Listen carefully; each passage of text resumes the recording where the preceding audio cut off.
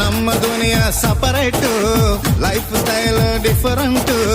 ಹಗಲು ರಾತ್ರಿ ಸುಖವನ್ನ ಹುಡುಕೋದೆ ಹೈಲೈಟ್.